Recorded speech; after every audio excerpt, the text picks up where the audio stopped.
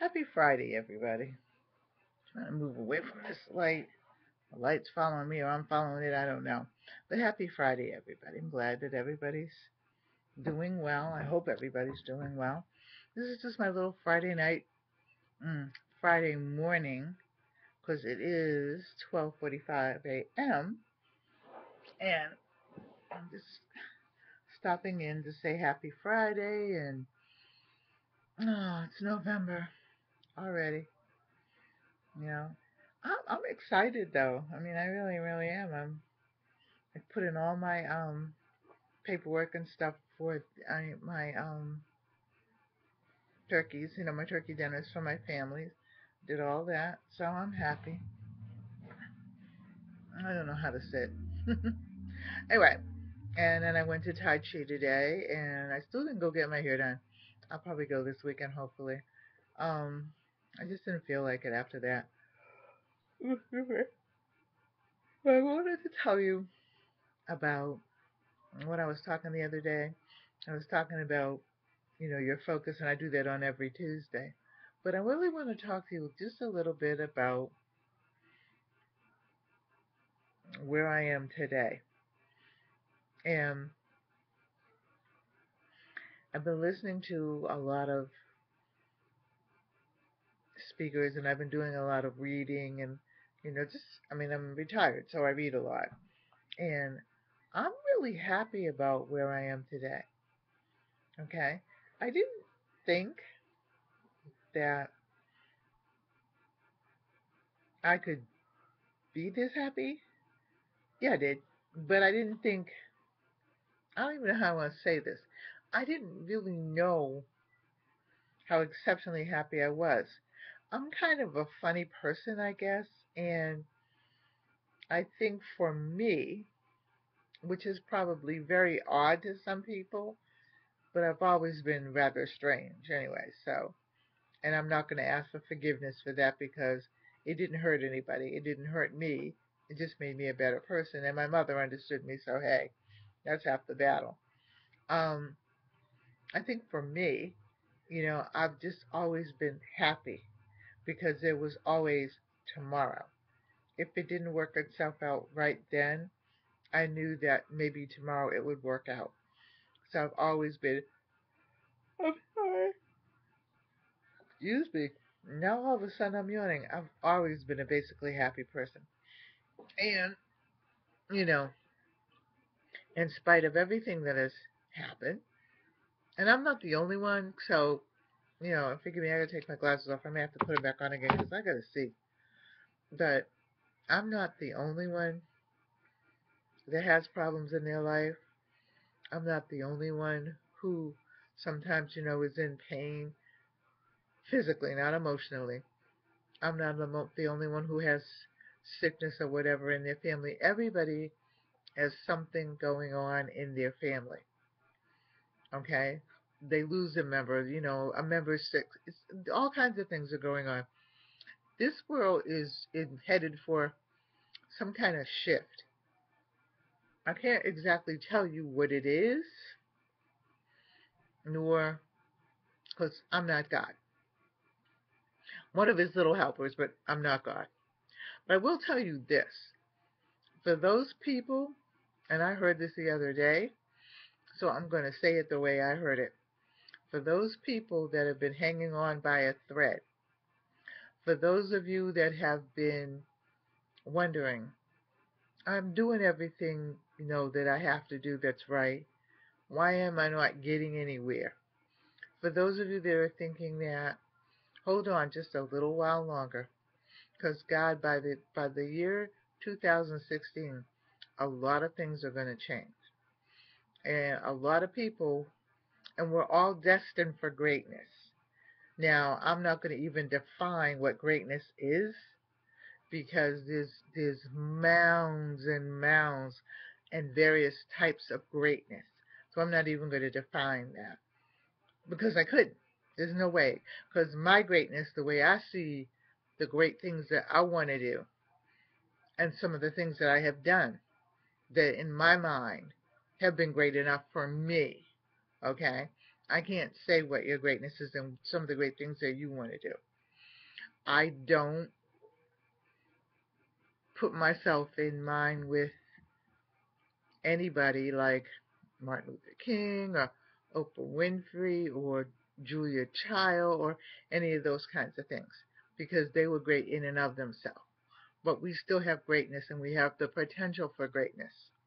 We still have our own greatness. And I think that that's what we're not looking at. We're not looking at ourselves. We're not looking at ourselves with a clear eye and a clear mind. We're looking at ourselves um, as doing more, which is true. We can do more, but we're looking at ourselves in a different direction, in a different slope. We're comparing ourselves sometimes, not all of us. Please don't think that all of us do this, but some people, and you know who you are. You know, compare yourself with other people, and you are your own person. You are your own strength. You are your own weakness. You have your own dreams. You are your own substance. They say that faith without work is dead, and that is so true. So I'm asking all of you tonight, this morning at 12:52, to have faith. To have faith that God is going to bring about a change in all of us. And it's going to be a good change. That's the way I see it anyway. And, to let that light shine. You be the light. You be the light. You shine your light. I used to think when I was a little girl that one person could not save the universe. Even with things when I was little, like Superman and Mighty Mouse, just to name a few. Can't remember all of them because other than Mighty Mouse, which was a cartoon, I really wasn't into cartoons. I was into books. But Superman to me, and I guess my mother told me that because so many people were trying to emulate Superman and trying to fly, that didn't go well at all. A lot of broken legs, other things, but trying to fly, whatever. But I always flew my own plane. No, I don't know how to fly a plane, for real. But I always flew my own plane. I always wrote my own story. I wrote my own destiny. I decided that I did not want to walk on the wild side. I decided that I did not want to, I chose not to do a lot of things that a lot of people were doing. Well, I did some foolish things, like I said, all people do.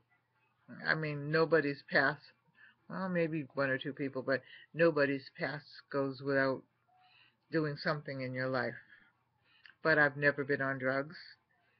I've never been to jail. Now, I smoke pot. I'm going to tell you that right now. But I've never really been on drugs. I never really drank. I think I got drunk 3 times. That's a story for another time. It's kind of funny. I guess I need to tell it. I had good parents. My father died when I was young. You know that. Most of you do anyway. And my mother raised me. And she was educated. And she worked really, really hard. She sewed. She tried to make my life as nice as possible. Because I'm really the only child, but I had 4 cousins, male cousins that were raised with me that were older, so they were considered my older brothers. But when I look back on my life and how lucky that I've been, that I've always had a roof over my head, that I've always had clothes on my back and shoes on my feet, that I've always had food, that I've always had somebody to care about me, I gotta be blessed. So tonight, let's think about those people that don't have, that are struggling to have. And as we go into the Thanksgiving and the Christmas season, let's really do something for people or a person. It doesn't have to be a bunch of people. It can be one person. Because that feeling of giving, that feeling of knowing, I mean, like I said, Thanksgiving and Christmas to me, feeding those people, that's really nice because for there's 365 days in a year, so 363 they go hungry, but for those 2 days we feed them, maybe New Year's if they're lucky. But I have instilled in the church that I belong to, and in the church that I was a pastor of before, that when you feed people, there's something that makes them understand and trust you. Not all of them, few of them, they're just there to eat. But then they begin to come to hear the service. And I'm going to say some things, and I really don't care, but if you're going to a church and you don't have some kind of a food program, or you can't talk to the pastor about having a food program and feeding people, you need to think about another church. First of all, the church starts right here.